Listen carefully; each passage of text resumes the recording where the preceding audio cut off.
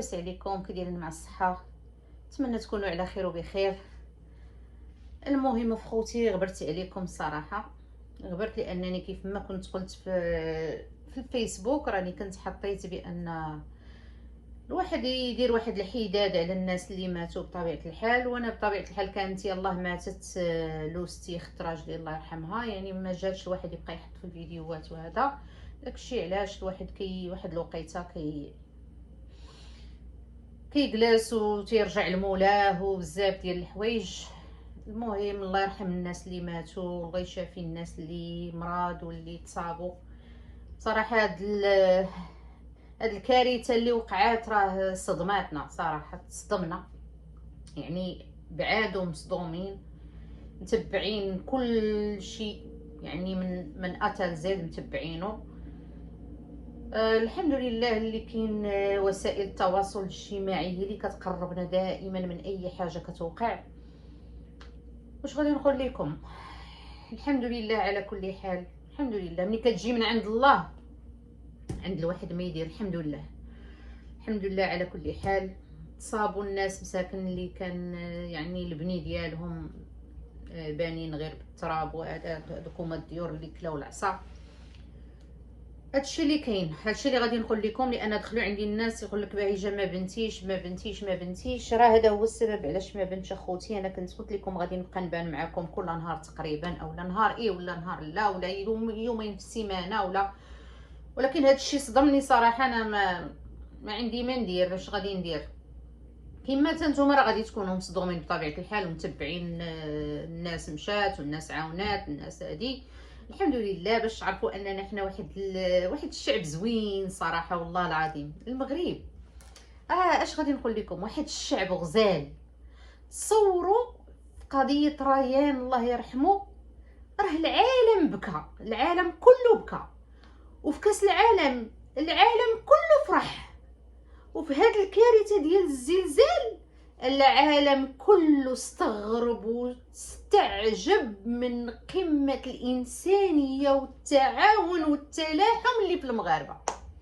راه الناس كلها كتهضر علينا، راه الميريكانيين راه تنخرج تيقولوا لي واو واو عليكم على شعب كي داير، واو داكشي اللي كيشوفوا. يعني التواصل الاجتماعي كيقرب وكيوصل اي حاجه كتوصلهم. يعني شافوا كل شيء، شافوه كل شيء عجبهم، كل شيء يعني فرحوا به. يعني واخا هي كارثه ولكن فرحوا بالناس اللي هما يعني كل شيء واقف. ماشي مشكل يديروا البوز، الناس كتقول لك لا هادوك بغاو يديروا البوز على ظهر المأساة الناس. نو، خليهم يعاونوا. علاش ما قدروا يعاونوا بالبوز بلا بوز؟ شغلهم هذاك. غير هي حاجه وحده اللي انا لاحظت اللي ما عجبتنيش صراحه في هادشي كامل، ان الناس مثلا كيمشيو يساعدوا، يا الله يكثر خيرهم، كلشي ساعد، كلشي عطى باللي قدر عليه، كلشي ساهم، بالكبير بالصغير بالفقير بالضعيف، كلشي الشعب كله عاون ياكو.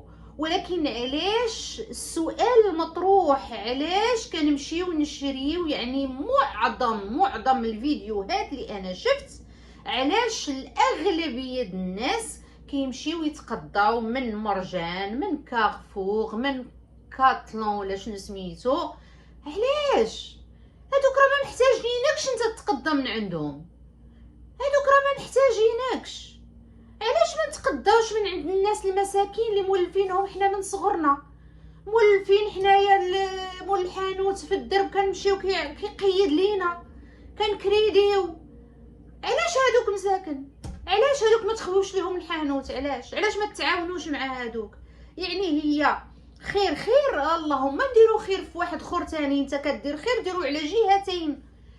لا مشيتي تقضيتي من عند واحد الانسان اللي هو ضعيف وبسيط مسكين كيتسنى كيدخل عنده واحد ولا جوج ولا ثلاثه كاع في النهار مثلا، نتوما كتمشيو لمرجان كارفور كاتلون. علاش؟ انا هذا هو السؤال اللي كنت كنطرح. واش هذاك السكر والفرماج ولا ما نعرف شنو هو ما كاينش عند مول الحانوت؟ راه كاين اللي كاين هنا كاين هنا. يعني اي حاجه كاينه في مرجان كاينه عند موالين الحوانت. علاش حنا ما نتعاونوش مع خوتنا حتى هما؟ هذا من جهه. جهه اخرى خوتي، اش غادي نقول لكم اللي ما عجبنيش عاوتاني. انا كنهضر على النقط ما عجبونيش. عندك 3 النقط ما عجبونيش بزاف كاع. هذه ديال التقضيه ديال كيمشيو يتقضاو من الاماكن الفاخره. علاش؟ الله اعلم. الحاجه الثانيه هي ديال موالين المحلات اللي استغلوا هاد الظرفيه مثلا، وكان الكافر اللي هو الغطاء شراوه الناس ب 120 درهم 130 درهم. ملي شافوا الاقبال وشافوا الطلب موالين المحلات ماشي غيتعاونوا مع خوتهم، غادي يزيدوا عليهم اللي شراوه ب 120 ورجعوا باش يشريوه يومين من بعد او لا غدا، رجعوا باش يعاودوا يزيدوا خلوا لهم 240 درهم. يعني من 120 درهم ل 240 درهم، يعني دبل برايس. علاش السلطات هنا ما تتحرك وتمشي لعند موالين المحلات واللي لقاتهم زايدين على الناس يديروا معاهم الاجراءات اللازمه؟ علاش هنا ما كيتاخدش واحد الخطوه للامام ونشوفوا اللي زايد على الناس؟ يعني هما في عوض، يعني كنشكروا الناس اللي هما باعوا الحاجات، راني شفتهم وحاضره لهذا الشيء، يعني ماشي حاضره جسديا وانما حاضره معهم، مشاو يشريو، الناس باعوا ليهم براس مالهم لان حتى هما بغاو يتعاونوا مع الناس المتضرره. اما ناس اخرين بغاو يستغلوا الفرصه وبغاو ينفخوا البزاطم ديالهم وينفخوا جيابهم على مآسي الناس. علاش هنايا ما واحد غادي ينوض اجي يا فلان علاش انت زايد على الناس؟ علاش انت داير هاد الثمن هذا؟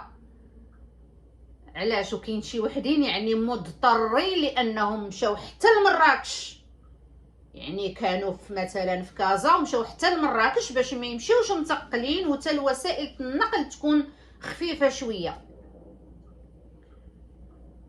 هاشنو وقع بان كاين شي محلات، ماشي كل شيء، لا اعمم لان التعميم لغه الجهلاء، كاينين الناس اللي باعوا بريوس المال ديال الحاجات اللي هما عندهم، باعوهم براس مالهم، ما ربحوش فيهم ولو سنتيم لانهم بغاو الخير. اما وحدين اخرين كما قلت لكم بغاو ينفخوا بزاطمهم على مآسي الناس اللي هي شي كلمه صعيبه.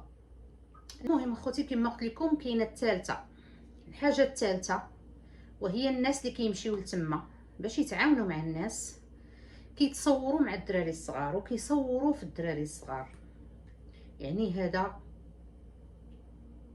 سؤال مطروح، علاش كتصوروا مع الدراري الصغار؟ علاش؟ واش هادوك الدراري الصغار ايتام والديهم يلاه ميتين؟ نتوما ما عارفينش واش هادوك الوالدين الا كانوا حيين واش غيقبلوا ولادهم يتصوروا او لا. مازال الا صورتي واحد الوليد او واحد البنيته وباباه او ماما حداه ولا شي ادولت اللي يكون موافق على انك تصوروا، واخا حتى لا صورتيه، اما باش تصوروا مسكين هاك انا عطيتك ما تاكل، هاك انا عطيتك هادي، هاك انا لا نو نتوما غاديين باش تساعدوا الناس، عطيوهم مساعدات. الناس الكبار تصوروا معاهم، بينوهم، خذوا فيديوهات معاهم، عارفين شنو كيديروا، عارفين هما موافقين على داك الشيء. اما باش نصور بنت صغيره او ولد صغير، لا ما نصوروش الا الا كان معاه والديه او لا بالموافقه ديال والديه. راه نتوما كديروا شي اخطاء سبحان الله العظيم، راه اخطاء فادحه. ماشي انا باش ندير البوز ولا باش هذا ندير مشكله كبيره ولا ندير فضيحه، لا هذه حتى هي ما عجباتنيش. علاش نصوروا الدراري الصغار؟ ما نصوروهمش، ما نصوروهمش. وهذوك الدراري الصغار، يعني انا شفت واحد لا فيديو، بنيتها بقات بوحدها، ما عندها لا باها لا حتى شي حد ما كاين، وكتصوروا فيها. علاش كتصوروها؟ تبغي انت مثلا اللي يمشي يشد بنتك او اختك صغيره او لا بنت خوك ولا بنت اختك، المهم ايا كان، تبغي اللي يشدها ويصورها بوحدها، بطبيعه الحال غتنوض وتقربل الدنيا. انا بعدا وحده منهم. الا شي حد صور ليا بنتي ولا دار ليها فيديو بدون علمي ولا بدون موافقه ديالي، راه غادي نقربل الدنيا، نقربلها. انا نكون ونقول ليه اوكي صورها ولا دير فيديو معاها، انا كنتحمل ديك الساعه المسؤوليه. اما باش يصورها هو من راسو بدون موافقه، راه ما كايناش، راه ما كايناش.